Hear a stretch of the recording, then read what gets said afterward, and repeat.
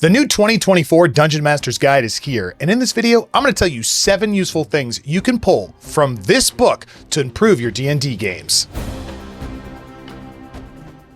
I'm Tyler Stratton, and I'm the Quartermaster at Limithron, and on this channel, we explore all things RPG to help inspire you at the table. I'm excited to talk to you about castles and how they got brought back into D&D, but before I do, let's start with number 7 and work our way up. Number 7, GM tools, loyalty, renown, and settlements. Of the hundreds of GM tools packed into this book, these 3 stood out to me as some of the best. The loyalty system assigns NPCs a loyalty score, derived from the PC's charisma score, and that score moves up or down based on how much they like the party. It's a simple system, but it's a great way to track if and when the PCs have pushed an NPC past their limits. The renown system awards points to PCs that complete tasks and quests for specific factions. Guidelines are provided for giving the PCs rewards and boons when the renown is high. Sometimes telling your players that they've increased their renown points with the faction is enough for them to want to keep working for them. The third GM tool I really like are settlement tables. These are used for generating a village, town, or city by only focusing on the things the PCs will actually be interested in. What's the town famous for? What's happening there? What kind of shops does it have? Where's the nearest tavern and what's it called? That's going in the GM binder. Number 6, magic item features. The DMG has well over 500 magic items listed, but I don't always want an item that every player knows about or can't always easily find one that fits my needs. This is where the magic items special features table comes in. It has tables for creator, history, properties, and quirks. Combine this with the major and minor properties found on the next 2 pages, and you can generate artifacts full of personality and history. For example, if I found a magic sword, it might be created by a celestial for an ancient order of spellcasters. It weighs half as much as it should, it acts as a key to unlock a vault, and when struck, it makes a very loud resonating sound.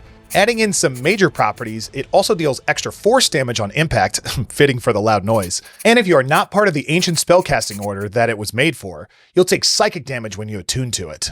Let's call it the Blade of Action's Reckoning. Pretty cool for just rolling on a couple of roll tables. I suggest flavoring these items in a way that fits into your campaign setting rather than just handing over yet another +1 dagger. For example, we could say that the king's top advisor is a member of that ancient order, and that the hilt of the sword is the key to a secret vault hidden in the royal crypt. Ooh, wait a second. Actually, that's pretty good. Let me write that down. Hey, if you found any of this useful and you want more helpful videos, subscribe to the channel to make sure that you see the next video about leveling up those GM skills.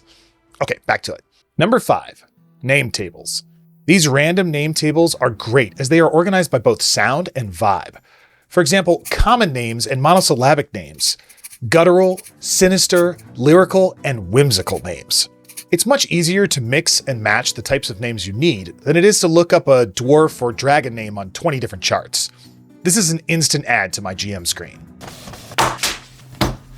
Number 4, adventure ideas.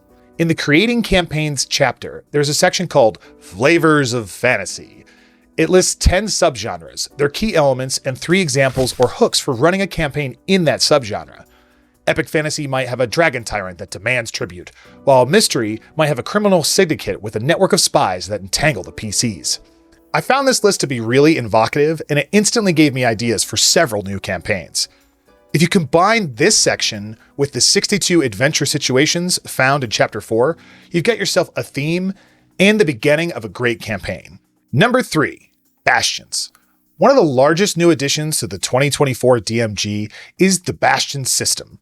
Essentially, starting at level 5, each PC gets a home, stronghold, or a place of their own. Each bastion can have a basic facility, like bedrooms and kitchens, and special facilities, like an armory, a library, or a sanctum.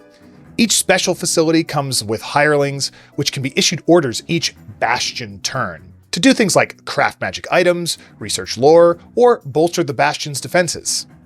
PCs can also upgrade facilities by spending money, and hirelings can actually generate income for the PCs while they are out adventuring. What's great about this system is it lets players participate in your setting's world building by giving them something to call their own without forcing them to manage every little detail.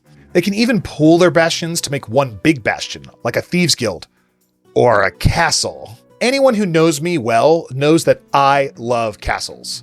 No, like, seriously, I really, really love them. like a lot. I've read a lot of home base, domain, and castle building systems, and I'm not sure I've ever read one as clean as this system. It's not perfect, like at level 9, you get 2 more feature rooms that just pop up, and it's free, so you'll have to add your own justification of they've been building it for 3 months, but I think it's still my new favorite base building system. Number 2, combat and counter advice.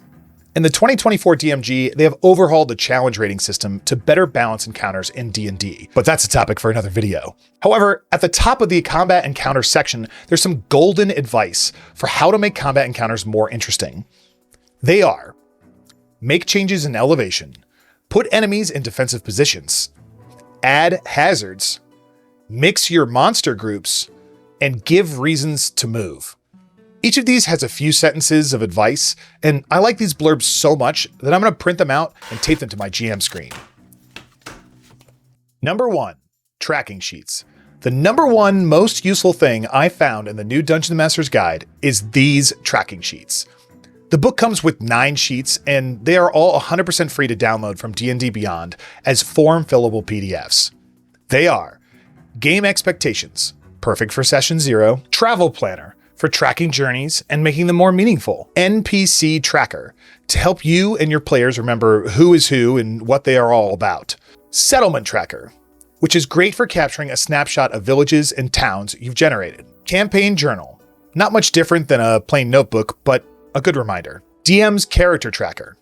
The DM would keep one of these for each PC in the party to help remember playstyle preferences and key character details, Campaign Conflicts, another that could easily just be tracked in a plain journal, but the prompts can be helpful. Magic Item Tracker, for tracking how many of the suggested magic items you've handed out during the campaign. I wish this one had included a line for the name of each magic item, but it's still good.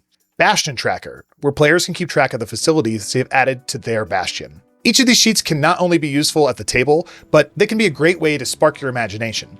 I plan on tweaking the ideas presented on these sheets into my own tracking sheets that make sense in my game, and you should do the same. If you guys want to learn more about being a great GM, then check out these tips from Captain Limithron. What's your best GM tip? Tell me down in the comments. Thanks for watching and happy sailing.